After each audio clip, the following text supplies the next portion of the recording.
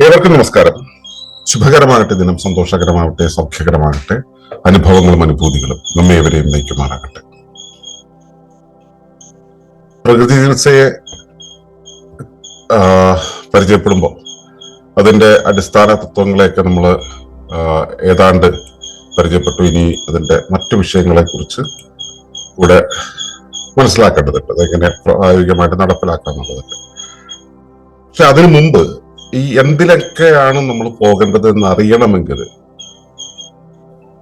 പ്രകൃതി ചികിത്സ ലക്ഷ്യമാക്കുന്ന ആരോഗ്യകരമായ ജീവിതം എന്നൊരവസ്ഥയുണ്ടല്ലോ, പ്രകൃതി ജീവനം മുൻപോട്ട് വെക്കുന്ന ആരോഗ്യകരമായ ജീവിതം, അതിന്റെ സമഗ്രമായ ഒരവസ്ഥയെ കുറിച്ച് നമ്മൾ മനസ്സിലാക്കേണ്ടതുണ്ട്.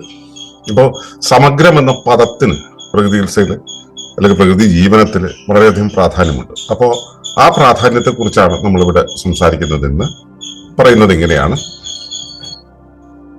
natural living is complete only when all aspects of life are seen holistically.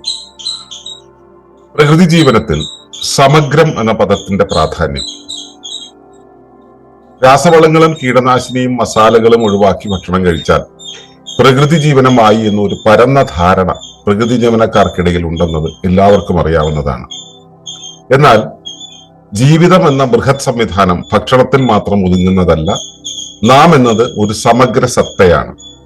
സമഗ്രം എന്നാൽ എല്ലാ അഗ്രങ്ങളെയും സമമായി ഗണിക്കേണ്ടത്, അഥവാ എല്ലാം ചേർന്നത് എന്നാണ് അർത്ഥം. നാം എന്ന സത്ത നമ്മുടെ ശരീരം മാത്രമല്ല, അതിനെ കൂട്ടിച്ചേർക്കുന്ന ജീവൻ, അതിനെ പ്രവർത്തിപ്പിക്കുന്ന ശക്തി ചൈതന്യം, അതിന്റെ ഗതിവിഗതികൾ നിയന്ത്രിക്കുന്ന മനസ്സ്, അതിന്റെ ധർമ്മങ്ങളുമായി പൊരുത്തമാക്കുന്ന ജ്ഞാനം, ഇവയെല്ലാം ചേർന്നതാണ്. ആ നാമാകട്ടെ നമ്മുടെ ആന്തരിക പരിസ്ഥിതിയും നമ്മെ താങ്ങി നിർത്തുന്ന ബാഹ്യ പരിസ്ഥിതിയും നമ്മുടെ ജീവസന്ധാരണം നടത്തിക്കൊണ്ടുപോകുന്ന വിഭവ പരിസ്ഥിതിയും നമ്മുടെ ജീവിതത്തെ സുഗമമായി മുൻപോട്ട് കൊണ്ടുപോകുന്ന സാമൂഹിക പരിസ്ഥിതിയും ഇവയെല്ലാം തമ്മിൽ പരസ്പരം ബന്ധിപ്പിക്കുന്ന പ്രഭാവ പരിസ്ഥിതിയും ചേർന്നതാണ്. ഇവയെല്ലാം സമഗ്രമായി പരിഗണിക്കാതെ പ്രകൃതി ജീവനം പൂർണ്ണമാകില്ല തന്നെ. അപ്പോ സമഗ്രം എന്നുള്ളത് കൊളംബസിന്റെ പഠിതാക്കൾക്ക് മിക്കവർക്കും വ്യക്തമായി അറിയുന്ന ഒരു പദമാണ്. ഈ പ്രകൃതി ജീവന പാഠങ്ങളിലൂടെ കടന്നു പോകുന്നവർക്ക് വേണ്ടി നമ്മൾ ഒരിക്കൽ കൂടെ പറയുകയാണ്. സമഗ്രം. സമഗ്രം എന്ന് വെച്ചാൽ സമമായ അഗ്രം. പക്ഷെ രണ്ട് അഗ്രങ്ങളും ഈ അഗ്രം മുതൽ ആ അഗ്രം വരെ സമമായി പരിഗണിക്കേണ്ടത്, എല്ലാത്തിനെയും ഒരുപോലെ പരിഗണിക്കേണ്ടത്. സമം എന്നുള്ളത് നമുക്കറിയാം, ഈക്വൽ എന്നുള്ളത്. സമത്വം എന്ന് പറയുന്ന ഒരു അതിമനോഹര സ്വപ്നം നമ്മൾ മുൻപോട്ട് വയ്ക്കാറുണ്ട് സാധാരണ. പ്രകൃതിയിൽ ഇല്ലാത്തതും എന്നാൽ നമ്മുടെ ഭാവനയിൽ ഉണ്ടെന്ന് നമ്മളിങ്ങനെ നിരന്തരം പ്രതീക്ഷിക്കുന്നതുമായിട്ടുള്ള ഒന്നാണ് സമത്വം എന്നുള്ളത്. സമത്വം എന്നുള്ളത് പ്രകൃതിയിലില്ല, പ്രകൃതിയിൽ ഉണ്ടാവുകയുമില്ല, ഉണ്ടാക്കാൻ കഴിയില്ല. പകരം സമമിതി അഥവാ സിമെട്രി എന്ന് പറയുന്ന ഒരു അവസ്ഥയുണ്ട്. സമമിതി വെച്ചാൽ ഒരുപോലെ പരിഗണിക്കേണ്ടത്. നമ്മുടെ കൈയുടെ 5 വിരലുണ്ട്. 5 വിരലുകളും 5 അളവിലും 5 രൂപത്തിലുമാണ് നിൽക്കുന്നത്. ഈ 5 അളവിലും 5 രൂപത്തിലും 5 ഭാവത്തിലും 5 ധർമ്മങ്ങളിലുമായി നിൽക്കുന്ന ഈ വിരലുകളെ എല്ലാം ഒരുപോലെ പരിഗണിക്കേണ്ടതാണ്, ഒരുപോലെ പ്രാധാന്യമുള്ളതാണ് എന്നതാണ് സമമിതി അഥവാ സിമെട്രി എന്ന പദത്തിന്റെ അർത്ഥം. അതുപോലെ ഒരുപോലെയല്ലാത്ത ജീവിതവുമായി ബന്ധപ്പെടുന്ന ജീവിതബന്ധിയായ എല്ലാത്തിനെയും ഒരുപോലെ പരിഗണിക്കേണ്ടത് എന്ന അർത്ഥത്തിലാണ് സമഗ്രം, ഹോളിസ്റ്റിക് അല്ലെങ്കിൽ ഹോൾ എന്ന് പറയുന്ന ഒരു പദം. അങ്ങനെ മുഴുവനായും പരിഗണിക്കാതെ നമുക്ക് ആരോഗ്യത്തെയോ ജീവിതത്തെയോ നമുക്ക് കൈകാര്യം ചെയ്യാൻ കഴിയില്ല. ഇപ്പോ പ്രകൃതി ജീവനം എന്ന് പറയുമ്പോൾ സാധാരണ രീതിയിൽ രാസവളങ്ങളും കീടനാശിനിയും മസാലയും ഒന്നും ചേർക്കാത്ത ഭക്ഷണം കഴിച്ച് ഇരിക്കുക, മരുന്നുകൾ കഴിക്കാതിരിക്കുക, ഇത് പറയുന്നതോടുകൂടി പ്രകൃതി ജീവനമായി എന്നുള്ള ഒരു ധാരണ പ്രകൃതി ജീവനക്കാർക്കിടയിലുണ്ട്. നമ്മൾ അത് അഡ്രസ് ചെയ്യാതെ, അത് മാത്രമല്ല എന്ന് പറയാതെ മുൻപോട്ട് പോകാൻ കഴിയില്ല എന്നുള്ളതാണ് സമഗ്രം എന്നുള്ള പദത്തെ നമ്മൾ ഇത്രയേറെ പറയേണ്ടി വരുന്നത്. ജീവിതം എന്ന് പറയുന്നത് ഒരു ബൃഹത് സംവിധാനമാണ്. ആ ജീവിതത്തിൽ എന്തെല്ലാം ഉണ്ടോ അവയെല്ലാത്തിനെയും ചേർത്തിണക്കാൻ നമുക്ക് കഴിയുമ്പോൾ മാത്രമാണ് നമുക്ക് ആരോഗ്യം എന്നുള്ളൊരവസ്ഥയിൽ എത്താൻ കഴിയുക. ആരോഗ്യം എന്താണെന്ന് നമ്മൾ മനസ്സിലാക്കി. ഒരു വ്യവസ്ഥ അതിന്റെ സ്വയം ചേർത്ത് നിർത്തുന്ന ആ സംവിധാനത്തെ എത്ര നന്നായി കൊണ്ടുപോകുവാൻ അതിന് കഴിയുന്നുവോ ആ ശേഷിയാണ് ആരോഗ്യം എന്ന് പറയുന്നത്. അപ്പോ ആ എല്ലാത്തിനെയും ചേർത്ത് നിർത്തുന്ന ജീവനുണ്ടല്ലോ, ആ എല്ലാത്തിനെയും ചേർത്ത് നിർത്തുന്ന ആ അവസ്ഥ, അത് പറയുമ്പോൾ എല്ലാം എന്താണെന്ന് നമ്മൾ അറിയേണ്ടതുണ്ട്. ആ എല്ലാം എന്ന് പറയുമ്പോൾ നമ്മൾ ഏറ്റവും ചുരുക്കി പറയുകയാണെങ്കിൽ നമുക്ക് ഇങ്ങനെ പറയാം, നമ്മുടെ ശരീരം, അതിനെയാണ് നമ്മൾ സാധാരണ രീതിയിൽ ഒരു സത്ത എന്ന രീതിയിൽ വിശേഷിപ്പിക്കുക. ഞാൻ എന്ന് പറയുമ്പോൾ നമ്മൾ ഇവിടെ കൈവച്ച് പറയുന്നു ഞാൻ എന്ന് വെച്ചാൽ എന്റെ ശരീരം. മരിച്ചു കഴിയുമ്പോൾ പറയും അയാളുടെ ശരീരം. അപ്പൊ ഈ ഞാൻ എന്നുള്ള വെളിയിൽ പോയി. അപ്പൊ ഇതും അതും തമ്മിലുള്ള ഒരു വ്യത്യാസമുണ്ട്, ജീവനറ്റ ശരീരം എന്ന് പറയുന്നത്. അപ്പൊ ശരീരമല്ല ഞാൻ എന്ന് പറയുന്നത് എന്നുള്ള ഒരു ഭാഷാർത്ഥം അവിടെ വരുന്നുണ്ട്. അപ്പോ പ്രാഥമികമായിട്ട് ഒരാളെ സ്വയം മനസ്സിലാക്കുന്ന, അല്ലെങ്കിൽ നമ്മൾ മറ്റൊരാളെ ഐഡന്റിഫൈ ചെയ്യുന്നത് അയാളുടെ ശരീരത്തെ വെച്ചുകൊണ്ട്. അപ്പൊ ശരീരം ഉറപ്പായിട്ടും ഞാൻ എന്നുള്ള ആ ഒന്നിൽ വരുന്നതാണ്. ഇനി എന്റെ ശരീരത്തെ ഇങ്ങനെ നിലനിർത്തുന്ന ആ ജീവൻ പോയി കഴിയുമ്പോഴാണല്ലോ മരിച്ചു എന്ന് പറയുന്നത്. അപ്പൊ ആ ജീവൻ എന്നുള്ളത് ഈ ശരീരത്തിന്, ഞാനെന്ന് വിളിക്കുന്ന ഈ ശരീരത്തെക്കാളും പ്രാധാന്യമുള്ളതാണ്. അപ്പൊ ജീവൻ, ഈ ശരീരത്തെ അതായി കൂട്ടി നിർത്തിയ ജീവൻ, ജീവന്റെ ധർമ്മം എന്ന് പറയുന്നത് തന്നെ ഈ ഒരു ജന്മമുണ്ടല്ലോ, നമ്മൾ ജന്മമെടുത്തല്ലോ, ആ ജന്മമെടുത്ത് വെച്ച് ജനിച്ചു എന്ന് പറയുന്നുണ്ടല്ലോ, ആ ജനിച്ചു എന്ന് പറയുന്നതിന് ഒരു പർപ്പസ് ഉണ്ട്. ആ പർപ്പസ് നടപ്പിലാക്കാൻ വേണ്ടി എന്തെല്ലാം അവിടെ സ്വരൂപിക്കപ്പെടേണ്ടതുണ്ടോ അതിനെയെല്ലാം സ്വരൂപിക്കുന്ന, അതിനെയെല്ലാം കൂട്ടിച്ചേർക്കുന്ന, കൊണ്ടുവന്ന് കൂട്ടിഘടിപ്പിക്കുന്ന, സവിശേഷമായ രീതിയിൽ കൂട്ടിഘടിപ്പിക്കുന്ന ആ പ്രതിഭാസമാണ്. പ്രതിഭാസം എന്ന് വെച്ചാൽ ഓരോന്നിലും ലീനമായ സ്വഭാവം. അങ്ങനെ ഒരു ജീവിയിൽ ലീനമായ മുഖ്യമായ പ്രതിഭാസമാണ് ജീവൻ എന്ന് പറയുന്നത്. അപ്പോ ശരീരം, ജീവൻ, രണ്ട് കാര്യങ്ങളായി. ഇനി ഈ ശരീരത്തിന് ജീവൻ ഉണ്ടായാൽ പോരാ, ഈ ചുറ്റുമുള്ള കാര്യങ്ങളെ പിടിച്ചു കൊണ്ടുവരുന്നത്, എന്നിട്ട് അതിനെ പിടിച്ചു നിർത്തി ഇതിനെ പ്രവർത്തിപ്പിക്കുന്നത്, ഇതിന്റെ ഒരു പ്രവർത്തന തത്വമുണ്ടല്ലോ, ആ തത്വത്തിനനുസരിച്ച് ഇതിനെ പ്രവർത്തിപ്പിക്കുന്നത്. ആ പ്രവർത്തിപ്പിക്കുന്നത് എന്താണെന്ന് വെച്ചാൽ ശക്തി ചൈതന്യമാണ്. ചൈതന്യം, വൈറ്റാലിറ്റി എന്ന് പറയുന്നത് ശക്തി ചൈതന്യം. അപ്പോ മൂന്നാമത്തേത്, അപ്പോ ശരീരം, ജീവൻ, ചൈതന്യം, മൂന്ന് കാര്യങ്ങൾ. ശക്തി ചൈതന്യം എന്ന് പറയുന്ന മൂന്ന് കാര്യങ്ങളായി. ഇനിയോ ഈ ചൈതന്യം ഏതു വഴിക്ക് പോകണം, എങ്ങനെ പോകണം, എപ്പോൾ പോകണം എന്നുള്ള കാര്യങ്ങൾ ആസൂത്രണം ചെയ്യുന്ന ഒരു സംവിധാനം നമ്മുടെ ശരീരത്തിലുണ്ട്. ധർമ്മപദ്ധതിയെ ആസൂത്രണം ചെയ്ത് ധർമ്മത്തെ കർമ്മമാക്കി മാറ്റുന്ന ഒന്നുണ്ട്, ഒരു ആസൂത്രണ പ്രവർത്തനം. ഇപ്പൊ ഒരു ബസ് ഉണ്ടെങ്കിൽ ആ ബസ്സിന് ഒരു ഡ്രൈവർ വേണം. ആ ഡ്രൈവർ എന്ന് പറയുന്ന ഒന്ന്, നമ്മുടെ ശരീരത്തിന്റെ ഡ്രൈവർ, അതിന്റെ പേരാണ് മനസ്സ് എന്ന് പറയുന്നത്, നാലാമത്തേത്. അപ്പോ ശരീരം, ജീവൻ, ശക്തി ചൈതന്യം, മനസ്സ്. ഇനി ഈ ഡ്രൈവറുടെ മുന്നിൽ ഒരു മോണിറ്റർ ഉണ്ട്. എങ്ങോട്ട് പോകണം, എത്രത്തോളം പോകണം എന്നുള്ള കാര്യങ്ങൾ ബോധ്യപ്പെടുത്തുന്നത്. അത് എവിടെയുമായി. അപ്പോ നമ്മളിപ്പോ ഒരു വണ്ടി ഓടിക്കുകയാണെങ്കിൽ വണ്ടി ഈ വഴിക്ക് കയറ്റണോ, ആ വഴിക്ക് കയറ്റണോ, അവിടെ ഒഴിവുണ്ടോ, ഇവിടെ ഒഴിവില്ലയോ, ഒഴിവാകാൻ പാകത്തിൽ ഇതിനനുസരിച്ച് ഒരു അനുരൂപപ്പെടാനുള്ള സാധ്യതയുണ്ടോ എന്നുള്ളതൊക്കെ അന്വേഷിച്ചുകൊണ്ടാണ് ഡ്രൈവർ ഓടിക്കുക. അപ്പോൾ ഡ്രൈവർക്ക് തന്റെ പരിസരവുമായി പൊരുത്തമാകുവാനുള്ള ഒരു സിദ്ധി ഉണ്ടാകേണ്ടതുണ്ട്. പൊരുത്തമാകാനുള്ള കാര്യങ്ങൾ എവിടേക്ക് എത്രത്തോളം എന്നുള്ളത് അറിയേണ്ടത്, എത്രത്തോളം എവിടെ എന്നുള്ള കാര്യങ്ങൾ അറിഞ്ഞു പൊരുത്തപ്പെടേണ്ടതുണ്ട്. ആ പൊരുത്തമാകലിന്റെ ഒരു ഫാക്കൽറ്റി ഉണ്ട്. ആ പൊരുത്തമാകലിന്റെ ഫാക്കൽറ്റി, അതിനെയാണ് നമ്മൾ ജ്ഞാനം എന്ന് പറയുക. അതായത് എന്റെ ശരീരത്തെ എന്റെ ധർമ്മങ്ങളുമായി പൊരുത്തമാക്കുന്ന ഒന്ന്, ഞാൻ എത്രത്തോളം ചെയ്യേണ്ടതുണ്ട് എന്ന് പൊരുത്തമാക്കുന്ന ആ ബോധം, അതിനെയാണ് ജ്ഞാനം എന്ന് പറയുക. അതാണ് അഞ്ചാമത്തെ. അപ്പോ ശരീരം, ജീവൻ, ചൈതന്യം, മനസ്സ്, ജ്ഞാനം, ഇങ്ങനെ 5 കാര്യങ്ങൾ കൂടെ ചേരുമ്പോഴാണ് ഈ ഞാൻ എന്ന് പറയുന്ന സത്ത ഉണ്ടാകുന്നത്. ഇതിൽ ഒതുങ്ങി നിൽക്കുന്നതാണോ അത്? അപ്പൊ ഞാനെന്ന് പറയുമ്പോൾ എന്റെ അകത്ത് ഒരു ലോകമുണ്ട്. ഞാൻ എന്ന് പറയുന്നത് ഈ തൊലിപ്പുറത്ത് കാണുന്ന, പ്രകടമായി കാണുന്ന ഈ ഞാൻ എന്ന് പറയുന്നതിന്റെ അകത്ത് ഒരു ലോകം തന്നെയുണ്ട്, ഒരു പരിസ്ഥിതി തന്നെയുണ്ട്. അതിനെയാണ് നമ്മൾ സാധാരണ രീതിയിൽ ആന്തരിക പരിസ്ഥിതി എന്ന് പറയുക. ആ ആന്തരിക പരിസ്ഥിതിയിലാണ് നമ്മുടെ അവയവങ്ങൾ വരുന്നത്, അവയവ വ്യവസ്ഥകൾ തമ്മിലുള്ള പരസ്പര ബന്ധം വരുന്നത്, അവയുടെ ആരോഗ്യം എന്താണ് നമ്മൾ നേരത്തെ പറഞ്ഞു, അവയുടെ ആരോഗ്യം വരുന്നത്, ഇവയെല്ലാം നല്ല രീതിയിൽ പ്രവർത്തിപ്പിക്കാനുള്ള ശേഷി വരുന്നത്, ഈ നമുക്ക് കിട്ടുന്ന ശക്തി ചൈതന്യത്തെ എവിടെയെല്ലാം ഒഴുക്കണം, എത്രത്തോളം ഒഴുക്കണം എന്നുള്ള കാര്യങ്ങളെല്ലാം വരുന്നത്. ഇത് ആന്തരിക പരിസ്ഥിതി എന്നാണ് പറയുക. ഈ ആന്തരിക പരിസ്ഥിതി മാത്രമായിട്ടൊരു ജീവി നിലനിൽക്കുമെന്ന് തോന്നുന്നുണ്ടോ?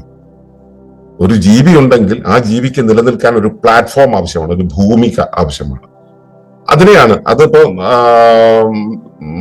മണ്ണ്, വെള്ളം, വെളിച്ചം എന്ന് തുടങ്ങിയ നമ്മൾ സാധാരണ പഞ്ചഭൂതങ്ങൾ എന്ന് പറയുന്ന അല്ലെങ്കിൽ 5 എലമെന്റ് എന്ന് പറയുന്ന ആ ഒരു പ്ലാറ്റ്ഫോം, ഇവയാണ് ബാഹ്യ പരിസ്ഥിതി എന്ന് പറയുന്നത്. അപ്പോ ആന്തരിക പരിസ്ഥിതി, ബാഹ്യ പരിസ്ഥിതി ഇത്രയും ഉണ്ടായാൽ മതിയോ? പോരാ, നമുക്ക് ജീവിക്കണം.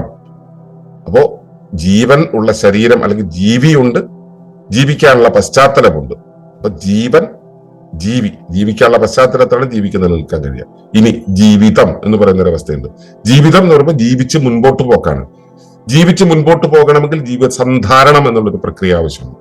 ജീവസന്ധാരണം നടത്തണമെങ്കിൽ അതിന്റെ പരിസരത്തു നിന്നും, വൈവിധ്യമാർന്ന ഒരു പരിസരത്തു നിന്നും നമ്മുടെ ശരീരത്തെ നിലനിർത്തുന്ന, നമ്മുടെ ശരീരം ഉപേക്ഷിക്കുന്ന കാര്യങ്ങളെ സ്വീകരിക്കുന്ന കുറെ കാര്യങ്ങൾ ആവശ്യമാണ്. അവയാണ് വിഭവം എന്ന് പറയാം. വിഭവ പരിസ്ഥിതി എന്ന് പറയുന്ന ഒരു പശ്ചാത്തലം നമുക്ക് ചുറ്റും ആവശ്യമുണ്ട്. അവിടെയാണ് ജീവിതം ഉണ്ടാവുക. ജീവൻ, ജീവി, ജീവിതം. ആ ജീവിതം എന്നുള്ളൊരു അവസ്ഥയിലേക്ക് എത്തണമെങ്കിൽ ഈ വിഭവ പരിസ്ഥിതി അല്ലെങ്കിൽ സമ്പദ് പരിസ്ഥിതി ആവശ്യമാണ്. സമ്പത്തിന്റെ പരിസ്ഥിതി, സമ്പത്ത് എന്ന് പറയുന്നത് നമ്മൾ ഈ പണം എന്നുള്ള രൂപത്തിലല്ല കണക്കാക്കേണ്ടത്. നമ്മുടെ ജീവസന്ധാരണ ഘടകങ്ങൾ, നമുക്കുള്ള ഭക്ഷണം, പാർപ്പിടം, വസ്ത്രം തുടങ്ങിയ കാര്യങ്ങൾ നമ്മൾ പറയുന്നുണ്ടല്ലോ. ഇതിനാണ് പ്രാഥമിക ആവശ്യമായിട്ട് മനുഷ്യര് സാധാരണ പാഠങ്ങളിൽ പഠിക്കാറുള്ളത്. അതില്ലാതെ നമുക്ക് നിലനിൽക്കാൻ കഴിയില്ല. അപ്പോ നിലനിൽക്കാൻ കഴിയുന്ന ജീവൻ നിലനിർത്താൻ പറ്റും. ജീവിച്ച് മുൻപോട്ട് പോകണമെങ്കിൽ ഇവയെല്ലാം ആവശ്യമാണ്. അപ്പോ അത് പ്രോപ്പർ അല്ലെങ്കിലോ ആരോഗ്യം കൃത്യമായിരിക്കില്ല. ഇനി ഇത് ഈ മൂന്നുമായി കഴിഞ്ഞിട്ടുണ്ടെങ്കിൽ ജീവിച്ച് മുൻപോട്ട് പോകുന്ന ഒരു സാമൂഹ്യ പശ്ചാത്തലം ഉണ്ടാകേണ്ടത്. വിഭവങ്ങൾ കിട്ടി, അപ്പൊ നമ്മൾ ജീവി എന്നുള്ള രീതിയിൽ തലയുയർത്ത് നിന്ന് ജീവിക്കുന്നു. ഈ ജീവസന്ധാരണം നടത്തി മുൻപോട്ട് പോകുന്ന സമയത്ത് ഇന്ന് ജീവിതത്തെ നല്ല രീതിയിൽ മുൻപോട്ട് കൊണ്ടുപോകുന്ന ഒരു അവസ്ഥയുണ്ട്. ആ നല്ല രീതിയിൽ മുൻപോട്ട് കൊണ്ടുപോകുന്ന ഒരു അവസ്ഥയാണ് സാമൂഹിക പശ്ചാത്തലം, സാമൂഹിക പരിസ്ഥിതി എന്ന് പറയുന്നത്. ഈ സാമൂഹ്യ പരിസ്ഥിതി എന്ന് പറയുമ്പോൾ അതില് നമ്മളിപ്പോ ആധുനിക ലോകത്താണെങ്കിൽ അല്ലെങ്കിൽ പഴയ ലോകത്താണെങ്കിലും നമ്മൾ കാട്ടിൽ ജീവിക്കേണ്ട ഒരു ജീവി കാടിന്റെ നിയമങ്ങൾക്കനുസരിച്ച് ജീവിക്കുന്നു. കാട്ടിൽ ജീവിക്കുന്ന സമയത്ത് കാടിന്റെ നിയമങ്ങൾ എന്താണെന്ന് നമ്മൾ മനസ്സിലാക്കേണ്ടതുണ്ട്. നമുക്ക് ഇപ്പോ കടുവയുടെ ഒരു ആധിക്യമുള്ള ഒരു സ്ഥലം, അവിടെ പോയിട്ട് നമുക്ക് തലയുയർത്തി ചിലപ്പോൾ ജീവിക്കാൻ പറ്റിയെന്ന് വരില്ല. അവിടെ നമ്മൾ സുരക്ഷിതത്വം തേടേണ്ടതുണ്ട്. കടുവയെ നമ്മൾ എങ്ങനെ കൈകാര്യം ചെയ്യണമെന്നതിനെ കുറിച്ചുള്ള അറിവ് നേടേണ്ടതുണ്ട്. നമുക്ക് വേണ്ടുന്ന ഭക്ഷണം എവിടെ നിന്ന് കളക്ട് ചെയ്യണം എന്നുള്ളതിനെ കുറിച്ചുള്ള ബോധം ഉണ്ടാകേണ്ടതുണ്ട്. നമ്മൾ കൂട്ടമായിട്ട് ജീവിക്കുമ്പോൾ നമ്മുടെ ആളുകളൊക്കെ തമ്മിൽ പരസ്പരം കോർത്തിണങ്ങി എങ്ങനെ നിൽക്കേണ്ടതുണ്ട് എന്നുള്ളത് അറിയേണ്ടതുണ്ട്. അപ്പൊ ഇങ്ങനെയുള്ള കുറെ കാര്യങ്ങൾ, സോഷ്യൽ എറ്റിക്വറ്റ് എന്ന് പറയുന്ന ഒരു അവസ്ഥയുണ്ട്. ഈ എറ്റിക്വറ്റുമായിട്ട് ചേർന്ന് പോകാൻ കഴിഞ്ഞില്ലെങ്കിൽ നമുക്ക് എക്സിസ്റ്റ് ചെയ്യാൻ പോലും കഴിയില്ല. അപ്പോ സാമൂഹിക പരിസ്ഥിതി എന്ന് പറയുന്നത്, അപ്പോ ആന്തരിക പരിസ്ഥിതി, ബാഹ്യ പരിസ്ഥിതി, വിഭവ പരിസ്ഥിതി അല്ലെങ്കിൽ സമ്പദ് പരിസ്ഥിതി, അത് കഴിഞ്ഞാൽ സാമൂഹിക പരിസ്ഥിതി, ഇനിയോ ഇവയെല്ലാം ചേർത്തിണക്കിക്കൊണ്ടാണ് നമ്മുടെ ജീവിതത്തെ നിലനിർത്തുന്നത്. അത് പാരിസ്ഥിതികമായ നമ്മുടെ ഒരു നിലയാണ്, നിലനിൽപ്പാണ്. ആ പാരിസ്ഥിതിക നിലനിൽപ്പിനെ കൃത്യമായി കൈകാര്യം ചെയ്യുന്ന പ്രഭാവ പരിസ്ഥിതി എന്ന് പറയുന്നു. ഇതിനെ നമ്മൾ ചിലപ്പോഴൊക്കെ ആത്മീയത എന്ന് പറയും, ചിലപ്പോൾ ശാസ്ത്രം എന്ന് പറയും, ചിലപ്പോ എന്താ പറയാ ജ്ഞാനം എന്ന് പറയും. നമ്മൾ പല പേരിട്ട് അതിനെ വിളിക്കാറുണ്ട്. പ്രഭാവ പരിസ്ഥിതി എന്ന് പറയുന്ന ഒരു അവസ്ഥ, അത് ഈ ഇതിനു മുമ്പ് പറഞ്ഞ എല്ലാത്തിനെയും ചേർത്തിണക്കുന്ന ഒരവസ്ഥ. ഇതെല്ലാം കൂടെ ചേർന്നതാണ് ഈ ഞാൻ എന്ന് പറയുന്ന ജീവിയുടെ ജീവിതം എന്ന് പറയുന്നത്. അപ്പൊ ഇതൊരു സമഗ്ര പ്രക്രിയയാണ്. ഈ സമഗ്ര പ്രക്രിയയിൽ ഇപ്പൊ ബാഹ്യ പരിസ്ഥിതിയെ അവോയ്ഡ് ചെയ്തുകൊണ്ട്, എന്റെ ചുറ്റുപാടിനെ, എന്റെ പരിസരത്തെ അവോയ്ഡ് ചെയ്തുകൊണ്ട് എനിക്ക് ജീവിക്കാൻ കഴിയില്ല. ജീവിക്കാൻ കഴിയുന്നത് ഒരു നിമിഷം ജീവിക്കാൻ കഴിയില്ല. എനിക്ക് നിൽക്കാൻ ഒരു നിലപാട് തറ, പ്ലാറ്റ്ഫോം ആവശ്യമാണ്. ബാഹ്യ പരിസ്ഥിതി എന്നുള്ളത് ഉണ്ടായേ പറ്റൂ. എനിക്ക് ഭക്ഷണവും മറ്റു വിഭവങ്ങളും കിട്ടിയേ പറ്റൂ. അങ്ങനെ എനിക്ക് ജീവിതം മുൻപോട്ട് കൊണ്ടുപോകാൻ കഴിയുള്ളൂ. ഞാൻ ഒറ്റയ്ക്ക് ജീവിക്കുമ്പോൾ ജീവിതമാകുന്നില്ല. ഞാൻ എന്നുള്ള ജീവി എന്റെ സാമൂഹ്യ പരിസ്ഥിതിയിൽ ജീവിക്കുമ്പോൾ, എന്റെ സാമൂഹ്യ പരിസ്ഥിതി പറയുമ്പോൾ മനസ്സിലാക്കണം, എന്നെപ്പോലുള്ള മറ്റു ജീവികളുള്ള സ്ഥലം എന്നുള്ളത് മാത്രമല്ല. മനുഷ്യന്മാരില്ലെങ്കിലും നമുക്ക് അവിടെ ജീവിക്കാൻ പറ്റും. മറ്റു മനുഷ്യന്മാരൊന്നുമില്ല, ഞാനൊരു ദ്വീപിൽ പെട്ട് കഴിഞ്ഞാൽ എനിക്ക് ജീവിക്കാൻ പറ്റും. പക്ഷെ അവിടെ മറ്റ് ജീവജാലങ്ങൾ, എനിക്ക് വേണ്ടുന്ന വിഭവങ്ങളെ എല്ലാം ഉരുവാക്കി തരുന്ന ജീവജാലങ്ങളും അവയോടുള്ള ഇന്ററാക്ഷനും എനിക്ക് ആവശ്യമാണ്. അതിനെ നമ്മൾ മറ്റൊരു പക്ഷത്തിൽ നമ്മൾ അതിനെ രാഷ്ട്രീയം എന്ന് പറയും. രാഷ്ട്രീയം എന്ന് പറയുമ്പോൾ കക്ഷി രാഷ്ട്രീയം, വോട്ടിടുന്ന രാഷ്ട്രീയം എന്നുള്ള അർത്ഥത്തിലല്ല. നമ്മളും നമ്മുടെ പരിസരവും തമ്മിൽ ഇടപെടുന്ന രീതിയുടെ ആൽഗരിതത്തെയാണ് രാഷ്ട്രീയം എന്ന് പറയുന്നത്. അപ്പൊ ഇവയെല്ലാം ചേർന്ന ഒരു സാമൂഹ്യ പരിസ്ഥിതി നമുക്ക് ഉണ്ടാകേണ്ടതുണ്ട്. ഇവയെല്ലാം തമ്മിൽ കണക്ട് ചെയ്യുന്ന, ഇവയെല്ലാം എന്ന് വെച്ചാൽ രാഷ്ട്രീയത്തെയും അല്ലെങ്കിൽ സമൂഹത്തെയും വിഭവത്തെയും ബാഹ്യ പരിസ്ഥിതിയെയും ആന്തരിക പരിസ്ഥിതിയും എല്ലാം കണക്ട് ചെയ്യുന്ന ഒരു പ്രഭാവ പരിസ്ഥിതിയും ഉണ്ടാകുമ്പോഴാണ് നമ്മുടെ ജീവിതമായി നിൽക്കുന്നത്. ഇവയെല്ലാം സമഗ്രമായി പരിഗണിക്കാതെ ആരോഗ്യമെന്നതോ സ്വാഭാവിക ജീവിതം എന്നതോ സാധ്യമല്ല എന്നുള്ളതാണ് നമ്മൾ ഇവിടെ സൂചിപ്പിക്കുന്നത്. അപ്പോ ഈ ഭക്ഷണ രീതിയിൽ മാത്രം ശ്രദ്ധ കേന്ദ്രീകരിച്ചുകൊണ്ട് ഭക്ഷണം മാറ്റിയാൽ എല്ലാമായി എന്ന് വിചാരിക്കുന്ന ഒരു അവസ്ഥയിൽ നമുക്ക് ഒരു സമ്പൂർണമായ പ്രകൃതി ജീവനം സാധ്യമല്ല. സമഗ്രമായ ഒരു ജീവിതം വേണമെങ്കിൽ നമുക്ക് സുസ്ഥിരമായ ഒരു ജീവിത വ്യവസ്ഥയെ കുറിച്ച് അറിഞ്ഞേ പറ്റൂ. അപ്പൊ സുസ്ഥിരത എന്ന് പറയുന്നത് ഇന്ന് നിൽക്കുന്ന കാര്യമല്ല, എന്നും നിലനിൽക്കുന്ന കാര്യമാണ്. എന്നും നിലനിൽക്കണമെങ്കിൽ പ്രകൃതിയുടെ ആ പൊതു പശ്ചാത്തലത്തെ, ജൈവ വൈവിധ്യ സംവിധാനത്തെ, സാമൂഹ്യ ഘടനയെ, അതുപോലെ തന്നെ പാരിസ്ഥിതിക അല്ലെ പ്രാപഞ്ചിക ഘടനയെ മനസ്സിലാക്കി അതുമായി അനുരൂപപ്പെടേണ്ടതുണ്ട്. ആ അനുരൂപനമാണ് നമ്മളെ നിലനിർത്തുന്നത്. അതിലൂടെയാണ് നമുക്ക് സഹജമായ ഒരു ജീവിതാരോഗ്യം ഉണ്ടാകുന്നത്. അപ്പൊ ഇത്രയും കാര്യങ്ങളെയും കൂടെ ചേർത്തിണക്കാൻ കഴിയാത്ത ഒന്നിനെ പ്രകൃതി ജീവനം എന്ന് വിളിക്കാൻ കഴിയില്ല. അപ്പൊ നമ്മൾ ഇപ്പൊ നിൽക്കുന്ന പ്രകൃതി ജീവന കാഴ്ച എത്രത്തോളം ആണെന്നുള്ളത് ഒരു പരിശോധന ആവശ്യമാണ്. പ്രകൃതി ജീവനം എന്ന് പറയുന്നത് നമ്മൾ കോൺക്രീറ്റ് വീടുകളിൽ ജീവിക്കുന്നു, ആയിക്കോട്ടെ, നമ്മൾ കോൺക്രീറ്റ് വീടുകളിൽ ജനിച്ചു വളർന്നു, അതുകൊണ്ട് നമ്മൾ അവിടെ ജീവിക്കുന്നു, അതിൽ ജീവിച്ചാൽ മതി എന്നാണ് നമ്മൾ പറയുന്നതെങ്കിൽ അത് നമുക്ക് തരുന്ന ഇമ്പാക്ട് എന്താണ്, അത് നമ്മളെ എത്രത്തോളം എക്സിസ്റ്റ് ചെയ്യിപ്പിക്കുന്നത് നമുക്കറിയില്ല. നമ്മൾ ഇപ്പോ പോളിസ്റ്റർ വസ്ത്രങ്ങൾ ധരിക്കുന്നു. പോളിസ്റ്റർ വസ്ത്രങ്ങൾ ധരിക്കുന്ന സമയത്ത് അത് നമ്മുടെ ശരീരത്തിന് പരിസ്ഥിതിക്കും ഉണ്ടാക്കുന്ന ഇമ്പാക്ട് എന്താണെന്നുള്ളതിനെ കുറിച്ച് അറിയില്ല. നമ്മുടെ ഗതികേട് കൊണ്ട് നമ്മൾ അതെല്ലാം ഉപയോഗിച്ചു പോകുന്നു എന്നുള്ളതൊക്കെ നമുക്ക് മനസ്സിലാക്കാം, അത് ന്യായമാണ്. പക്ഷെ അതിനെക്കുറിച്ച് അവെയർ അല്ലെങ്കിലോ അവിടെ എന്തോ ഒരു കുഴപ്പമുണ്ട്. ഇത് നമ്മളെ ഒരു കുറച്ച് നാളുകൾക്ക് അപ്പുറത്തേക്ക് എക്സിസ്റ്റ് ചെയ്യിപ്പിക്കാൻ സഹായിക്കില്ല. അപ്പോ പ്രകൃതി ജീവനം എന്നുള്ളത് അതിന്റെ സമഗ്രഭാവത്തിൽ മനസ്സിലാകണമെങ്കിൽ ഇവയെല്ലാം ചേർത്തിണക്കേണ്ടതുണ്ട്. അതിൽ ഏറ്റവും പ്രധാനപ്പെട്ടത് എന്ന് പറയുന്നത്, ഞാനിപ്പോ അതിന്റെ പരിസ്ഥിതി എന്നുള്ള കണ്ടീഷനെ മാറ്റി നിർത്തിയാൽ തന്നെ ശരീരം മാത്രമല്ല, ജീവനെക്കുറിച്ച് മനസ്സിലാക്കേണ്ടതുണ്ട്, മനസ്സിനെ കുറിച്ച് മനസ്സിലാക്കേണ്ടതുണ്ട്, ജ്ഞാനത്തെക്കുറിച്ച് മനസ്സിലാക്കേണ്ടതുണ്ട്, ശക്തി ചൈതന്യത്തെക്കുറിച്ച് മനസ്സിലാക്കേണ്ടതുണ്ട്. ഏറ്റവും ചുരുങ്ങിയത് ഇവയെ അഞ്ചിനെയുമെങ്കിലും മനസ്സിലാക്കാതെ പ്രകൃതി ജീവനം അറിയാനോ പ്രാക്ടീസ് ചെയ്യാനോ കഴിയില്ല. ഈ ഒരു ധാരണയിൽ വേണം നമ്മൾ ഇനിയുള്ള പഠനങ്ങൾ മുൻപോട്ട് കൊണ്ടുപോകാൻ. അപ്പോൾ നിങ്ങളിപ്പോൾ നിങ്ങളുടെ ധാരണയെ വെച്ചുകൊണ്ട് നിങ്ങൾ എവിടെ എത്തി നിൽക്കുന്നു എന്നൊരു സ്വയം പരിശോധന നടത്തുക. അതിനുശേഷം തുടർ പാഠങ്ങളിലൂടെ നമുക്ക് കടന്നു പോകാം. അതുവരേക്കും ഈ ഒരു നിരീക്ഷണത്തിനായിട്ട് നിങ്ങളുടെ ചിന്തയെ ക്ഷണിച്ചുകൊണ്ട് ഞാൻ നിർത്തുകയാണ്. നന്ദി, നമസ്കാരം.